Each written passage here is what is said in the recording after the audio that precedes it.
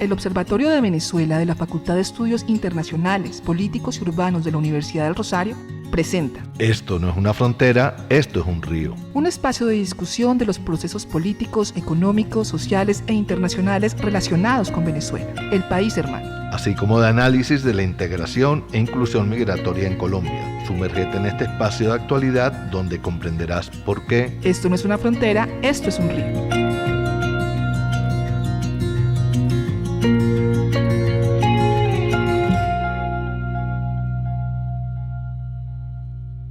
Les damos la bienvenida a Esto no es una frontera, esto es un río, programa del Observatorio de Venezuela de la Facultad de Estudios Internacionales, Políticos y Urbanos de la Universidad del Rosario.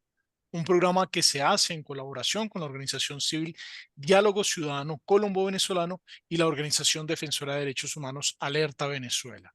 Hoy, en un episodio en el cual vamos a abordar lo que está sucediendo en Venezuela y sus repercusiones en la región, particularmente a partir de la carta que ha firmado Edmundo González Urrutia, el presidente elegido por los venezolanos, pero que hoy se encuentra en España a resguardo del Estado español. Vamos a ver un poco cuál ha sido la dinámica por la cual el presidente electo salió de Venezuela, qué se ha hecho, cuál es la dinámica que explica el régimen para haberle concedido el salvoconducto que le permitió salir de Venezuela. Vamos a tratar de abordar esto desde una perspectiva analítica y para eso nos acompaña el día de hoy el presidente de Diálogo Ciudadano e investigador principal del Radar Colombia-Venezuela, el profesor Chomin Laceras. Chomin, bienvenido. Hola Ronald, un saludo a todos los miembros de la mesa y a toda la audiencia. También nos acompaña la profesora María Clara Roballo, encargada del capítulo de migraciones dentro del Observatorio de Venezuela y también es la investigadora principal de la bitácora migratoria. Profesora María Clara, bienvenida. Gracias, profesor Ronald. Un saludo a mis compañeros de mesa y a nuestra audiencia. Y también se encuentra desde España nuestra investigadora adscrita al Observatorio de Venezuela, Alice López. Alice, pues nos va a contar de primera mano lo que está pasando y cómo se percibe la situación en España. Alice, bienvenida. Hola Ronald, un saludo para todos mis compañeros de mesa y a todos los que nos escuchan. De acuerdo. Siendo así, vamos a iniciar con este ejercicio de análisis. Quisiera preguntarle un poco a Chomin Laceras, presidente de Diálogo Ciudadano, ¿cuál ha sido el contexto? ¿Qué sabemos de lo que ha pasado? ¿Cuáles son los eventos que han acaecido en estos días y que han dado lugar pues, a estas versiones encontradas entre lo que dice Edmundo González Urrutia alegando que fue víctima de una coacción y lo que dice Jorge Rodríguez, presidente de la Asamblea Nacional, que alega que esto fue más que una coacción, una capitulación por parte del presidente electo de los venezolanos? Chomin. Bueno, Ronald, efectivamente creo que no podemos aislar, digamos, este tema que ha surgido del contexto general de lo que está sucediendo en Venezuela, ¿no? Eh, eh, Efectivamente nos encontramos pues ante un gobierno de carácter autoritario. Ya hoy en día incluso hay mucho más consenso en que se trata de una dictadura y en este sentido es un gobierno además que acaba de cometer un fraude a todos los ojos, ¿no? Delante de todo el mundo ha cometido un fraude. Entonces, este hecho, digamos, no lo podemos aislar de estas circunstancias. Efectivamente, lo que ha sucedido, pues no le viene efectivamente muy bien a la oposición en el sentido de que el propio González Urrutia ha reconocido que firmó esa carta, según él, obligado por el gobierno para poder obtener, digamos, el salvoconducto para salir de la embajada española rumbo a Madrid, ¿no?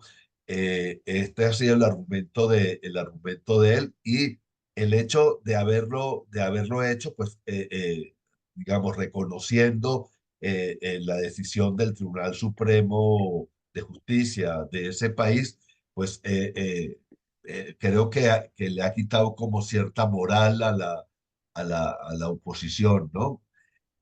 Ahora bien, esa es una de las visiones que se puede tener sobre este hecho, ¿no? Básicamente de que el gobierno pues lo obligó efectivamente a ello y él se fue. Tenemos que tomar en cuenta también que Gonzalo Urrutia no es un político, sí, su candidatura fue una candidatura, eh, digamos, que se tomó prácticamente a última hora y casi obligada por las circunstancias para que la oposición democrática de Venezuela pudiera tener un candidato, ¿no? Entonces, yo, por ejemplo, suelo pensar que no es lo mismo un político, digamos, mucho más experimentado, que probablemente no hubiera, digamos, sido objeto, digamos, de un chantaje de este tipo como el que ha sido objeto González Urrutia, ¿no? Que al no ser un político, pues bueno, las presiones a las que fue sometido seguramente para tomar esta decisión, pues lo obligaron a caer en ella, ¿no? Entonces, bueno, es una circunstancia difícil para la oposición, pero tenemos que entender las circunstancias, el contexto en el que se desarrolló. Este episodio tiene un particular desarrollo en España, donde la confrontación entre oposición y gobierno venezolano se han convertido también en parte del debate político interno del Estado español. Y quisiera preguntarle, pues precisamente a nuestra investigadora Alice López, que vive en España, por cómo se percibe lo que está pasando en este momento, cómo es cubierto por los medios de comunicación españoles y cómo se está dirimiendo la crisis venezolana dentro de la misma confrontación política y polarización que vive España. Alice. Ronald, así como lo comentas, la salida del mundo pues ha sido para los españoles una diversidad de interpretaciones y de opiniones, tanto pues aquí en España como para la Unión Europea. Por lo que me gustaría dar pues una pequeña pincelada de la cronología de lo que ha estado sucediendo pues estas últimas semanas, que prácticamente ha pasado de todo. El 8 de septiembre aterriza en territorio español el mundo tras una facilitación de pues, un apoyo que ha dado el gobierno español para facilitarle un asilo debido a las amenazas y a una orden de detención que tenía en el territorio venezolano. Una vez llega el mundo aquí, bueno, hay un comunicado, este comunicado se ha presentado en todos los medios de comunicación, todas las redes sociales, en donde el mundo pues agradece esta ayuda y manifiesta que no será libre Venezuela hasta que no encuentre el valor de la democracia, de la paz y la libertad.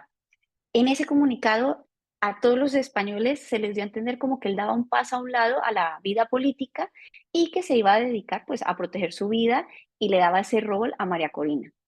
Más sin embargo, esto pues no ha sido así, porque el 11 de septiembre el Congreso español se reúne y a través de 177 votos pues le da ese reconocimiento como presidente electo.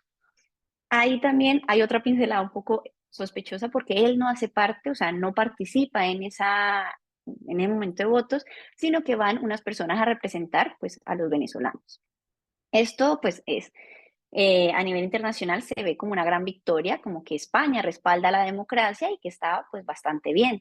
Pero estas circunstancias pues llevaron a otros episodios en donde España se polariza completamente y dice, bueno, vamos a abrir un debate. La oposición del gobierno actual dice, pero ¿qué ha sucedido en Venezuela? ¿Por qué están saliendo una foto en donde aparece un embajador español, Delcy Rodríguez, que acordémonos que es la mano derecha de Maduro, y aparece el mundo firmando un acta que no nos habían contado? ¿Qué sucede? ¿Por qué sucede esto en una embajada en donde se supone que se está defendiendo la democracia y no puede existir un chantaje, no puede existir algo que es coaccionado? Y entonces, bueno, toda la oposición española se mueve a través de esto, no acepta esa manera de salir, y el mundo pues tiene que hacer también una presencia en los medios en donde le pide a la oposición española que pida disculpas por la calumnia y las razones que ha estado dando, porque él realmente lo ha hecho para proteger su vida, y que si se quedaba en Venezuela, pues su vida iba a ser tormentosa e incluso iba a poder perder su vida. Esto, pues bueno, sigue avanzando. En España el debate continúa, a día de hoy siguen saliendo las fotos, está teniendo un gran protagonismo en los medios de comunicación, y la Unión Europea el día 19 de septiembre, pues a través de 308 votos a favor, reconoce a Edmundo también como un presidente electo, y se le suma a esto una acusación de crímenes de lesa humanidad a Nicolás Maduro, con un arresto internacional por todos los temas de violación de derechos humanos respecto a los ciudadanos venezolanos.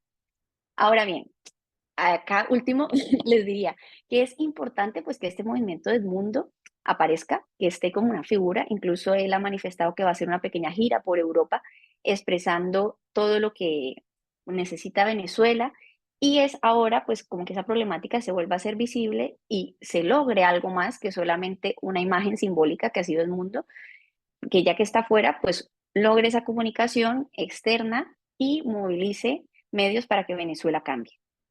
Eso es lo que te puedo comentar desde España.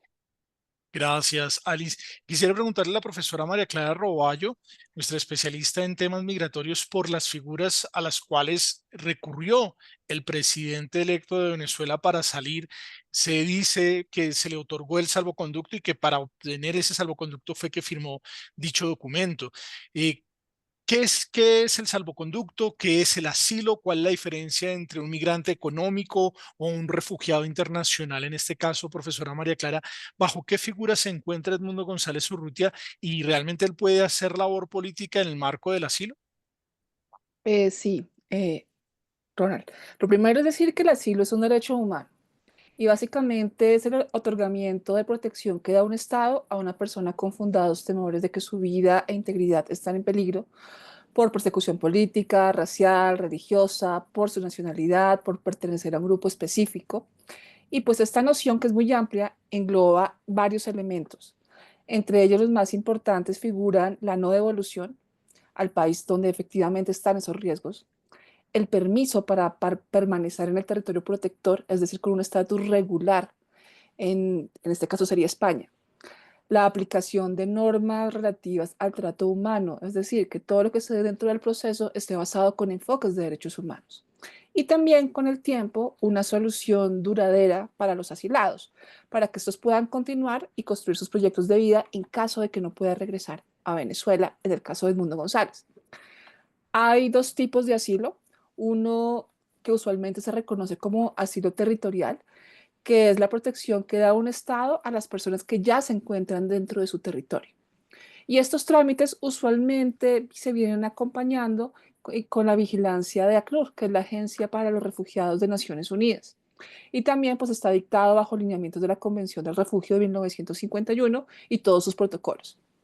La otra clase de asilo es el asilo diplomático, el cual es el amparo que los estados dan a una persona que solicita protección más allá de sus límites territoriales. Pero esto no quiere decir que se pueda dar en cualquier lugar.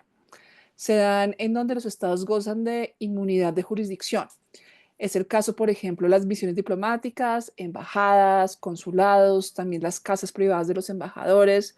Puede ser incluso a bordo de embarcaciones en aguas territoriales, si es el caso, o también a bordo de aeronaves que están en territorio de otro estado, usualmente en espacios militares. En el caso del asilo diplomático, pues ese se ha reconocido por diferentes acuerdos regionales. Europa tiene su acuerdo regional de temas de asilo, por supuesto.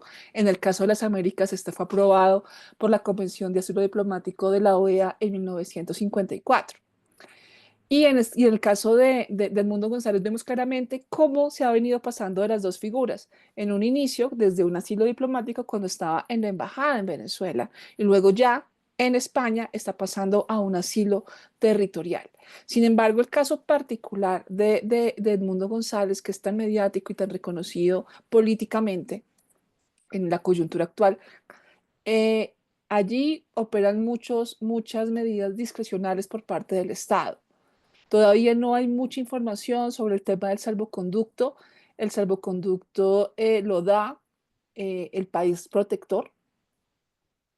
Tengo entendido también, o sea, no se sabe muy bien cómo se dio esa negociación entre Delcy Rodríguez y Jorge Rodríguez cuando estaban visitando o reuniéndose con Edmundo González. No se sabe allí qué prebendas, más allá de dejarlo efectivamente salir de Venezuela, porque al parecer también esta embajada estaba siendo sitiada por el gobierno venezolano. Entonces, todavía hacia allí hay muchísimas preguntas, pero pues sin duda el caso de Edmundo González tendrá que tener un tratamiento acompañado de observadores de derechos humanos, y seguramente, no sé si ACNUR está dentro de este caso o específicamente el gobierno español, pero pues allí han mostrado en diferentes escenarios el apoyo que España le está dando en temas de protección a Edmundo González hoy en día.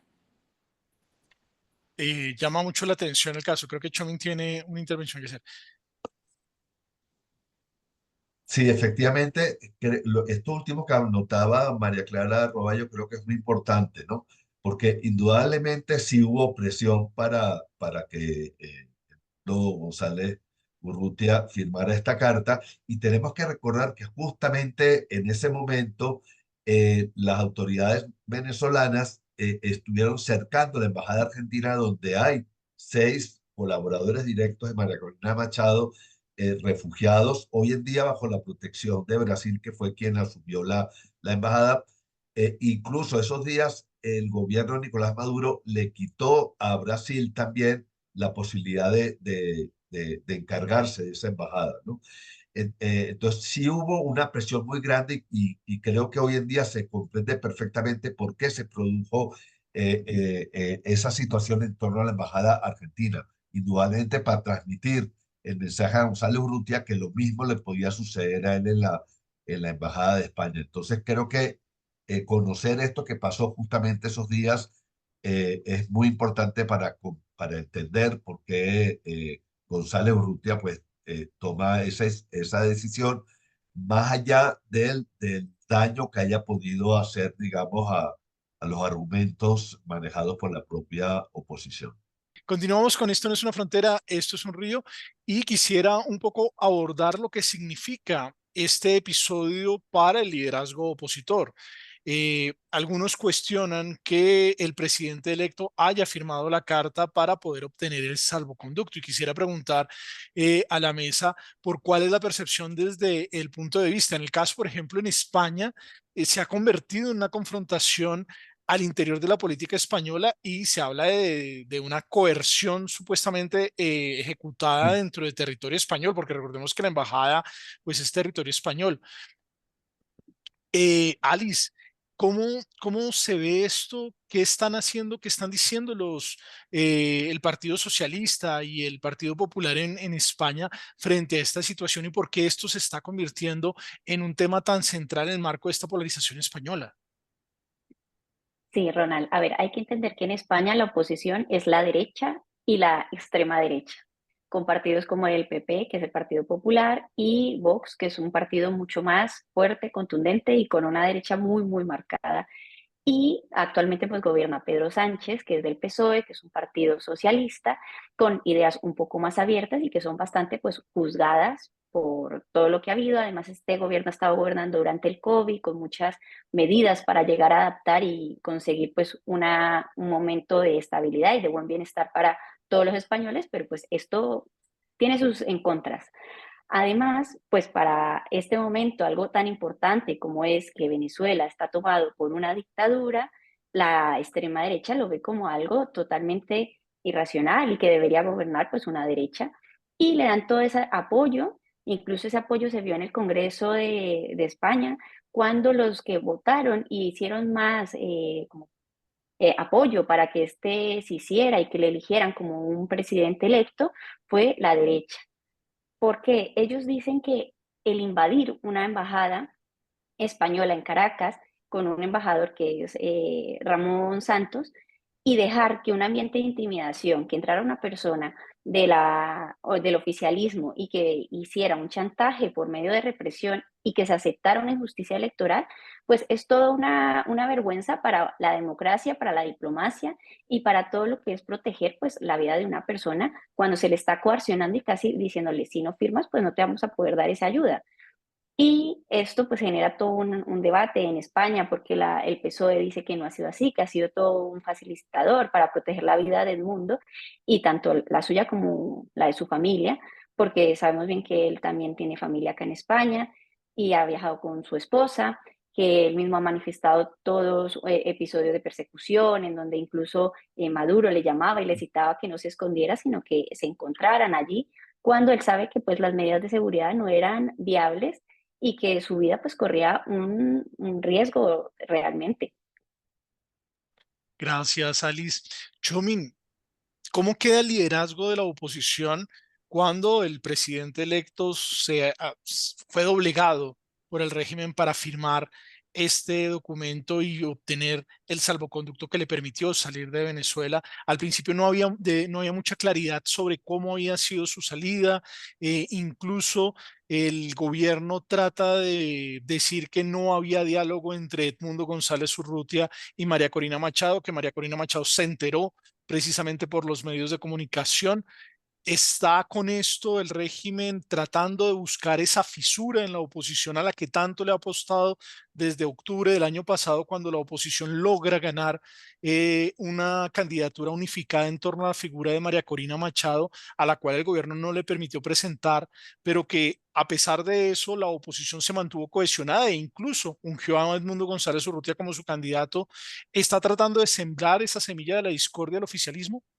Bueno, efectivamente es así, no solamente ahora, creo que el gobierno de Nicolás Maduro ha tratado de sembrar esa discordia desde siempre, ¿no? Incluso la misma selección de la fecha, las elecciones, todo fue hecho para dividir a la oposición. Ahora bien, María Corina Machado, en declaraciones que ha sacado posteriormente a todos estos acontecimientos, ha apoyado al candidato de la oposición, don González Urrutia, que ganó pues efectivamente las elecciones y no pareciera que esté entrando en este juego. Ahora, también hay que decir que la firma de esta carta por parte de don González Urrutia de alguna forma sí debilita su figura, ¿no? Porque en caso de que asumiera la presidencia, van a ser épocas muy difíciles para Venezuela. El inicio de esa transición democrática no va a ser un camino de rosas y digamos que hace falta tener pues una persona, digamos, que tenga la habilidad y la fortaleza para transitar un camino como este. El hecho de que haya sucedido esto, más allá de que haya sido una situación, digamos, forzada por el gobierno, como bien lo hemos venido diciendo, sí creo que debilita de alguna manera la figura de González Urrutia, ¿no? Y por eso decía antes que a mí me luce así como improbable que si hubiera sido una figura política, digamos, más al uso, más tradicional, una persona con más experiencia política, probablemente no hubiera caído, ¿verdad?, en este chantaje que de alguna forma el gobierno de Nicolás Maduro le ha puesto a González Urrutia. Sí, comparto tu apreciación. Siento que en este momento la oposición venezolana tiene un impasse bastante fuerte. Una de las características de lo que habíamos vivido en el último año era un proceso de unificación, un proceso que tenía una dirección bicéfala, es decir, por un lado teníamos el carisma y el carácter de María Corina Machado recorriendo el país, haciendo la campaña, teniendo encuentros con la población, y por el otro lado una posición mucho más ponderada, mucho más sosegada por parte de Edmundo González Urrutia, quien finalmente en el último momento terminó siendo el candidato de la oposición, pero que no significó una fractura o una ruptura de la misma. Por el contrario, parte del éxito y parte de los resultados arrolladores que obtuvo la oposición, según los datos que hoy se pueden corroborar, recordemos que hasta el momento el gobierno de Venezuela y el Consejo Nacional Electoral no han hecho públicas las actas que permitan evidenciar la afirmación de ellos que ganó Nicolás Maduro, y a pesar de que la comunidad internacional las ha solicitado, no las han hecho públicas, lo que nos permite decir que no hay evidencia de una victoria de Maduro, pero sí de Edmundo González Urrutia. Esta dinámica de oposición con dirección bicéfala había funcionado muy bien, e incluso en los primeros momentos, lo que fue este primer mes de arremetida, en el cual el régimen persiguió a varios líderes opositores e incluso se ensañó con los ciudadanos que habían sido testigos electorales, la salida de Edmundo González Urrutia, las condiciones en las que sale, sí generan dudas respecto a si en un eventual caso él fuera el presidente, cómo sería la gobernabilidad en medio de una transición que va a ser tan compleja. Tú dices que no es un camino de rosas, pero realmente estamos hablando de una de las transiciones democráticas más complejas en la región, donde hay diferentes actores, grupos armados, grupos criminales e intereses de muchos actores del oficialismo que se han enriquecido y que no están dispuestos a dejar el poder. El liderar ese proceso va a ser muy complejo. una de las cosas que también está sobre la mesa es determinar cómo va a ser toda esta dinámica en torno a las posibilidades de participación política que tiene el propio Edmundo González Urrutia en España. Es decir, se supone que bajo la figura del asilo, la participación política tiene ciertas limitaciones. Lo tenemos en el caso de Pedro Carmona Estángara, que está en territorio colombiano y que durante mucho tiempo pues estuvo o está bajo la figura del asilo, pero no hace declaraciones públicas en el caso colombiano. Quisiera preguntarle a la profesora María Clara Roballo sobre esa participación política.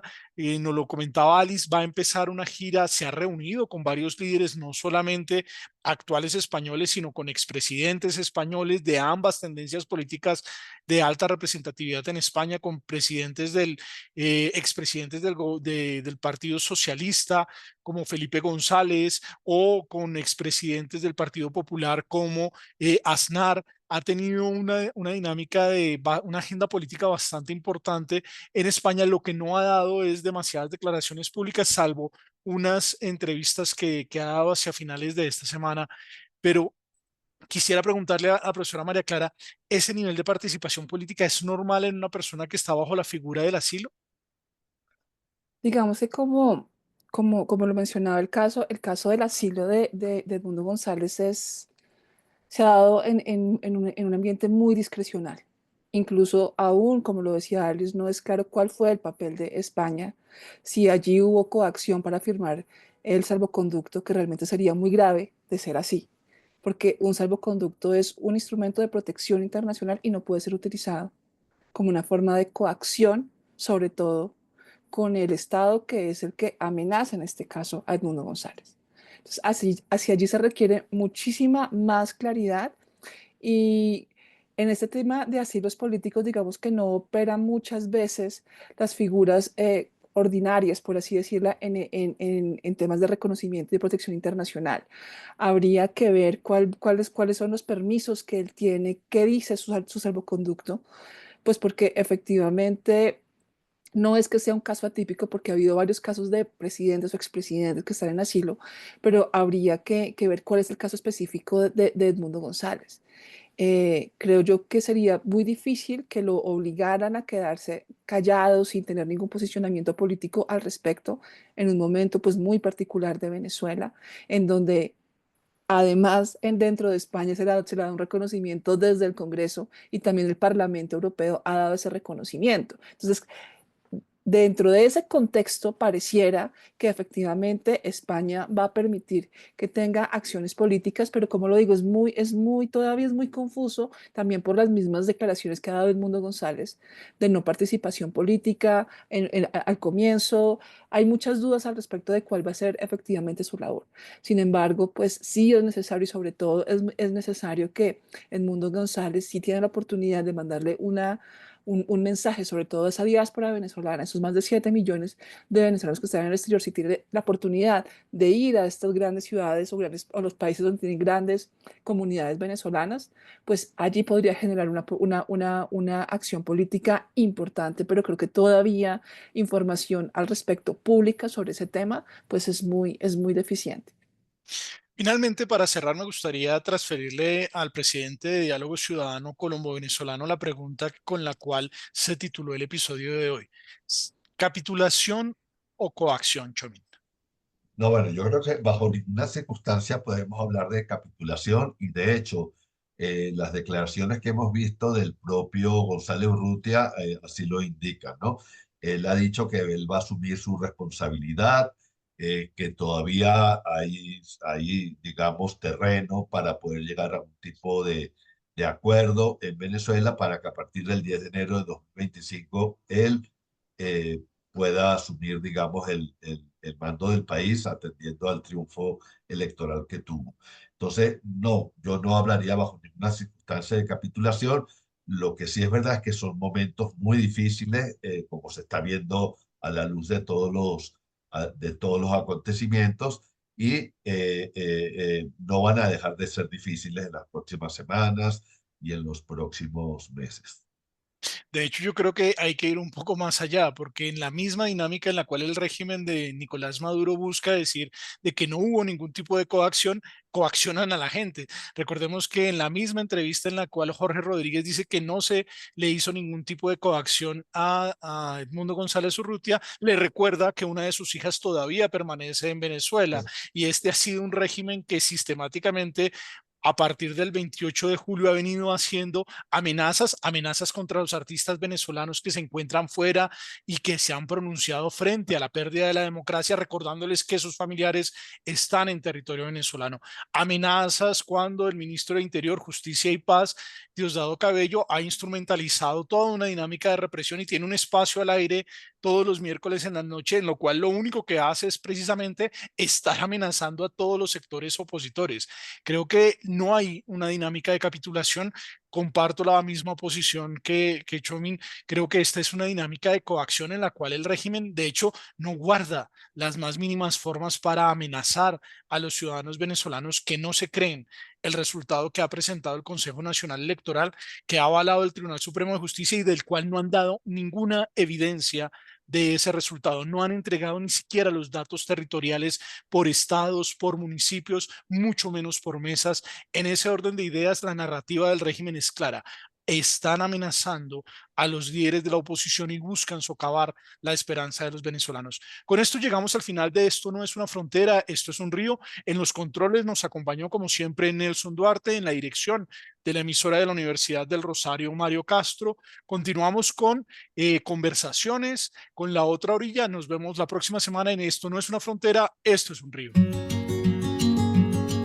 El Observatorio de Venezuela de la Facultad de Estudios Internacionales, Políticos y Urbanos de la Universidad del Rosario presentó Esto no es una frontera, esto es un río. un espacio de discusión de los procesos políticos, económicos, sociales e internacionales relacionados con Venezuela, el país hermano.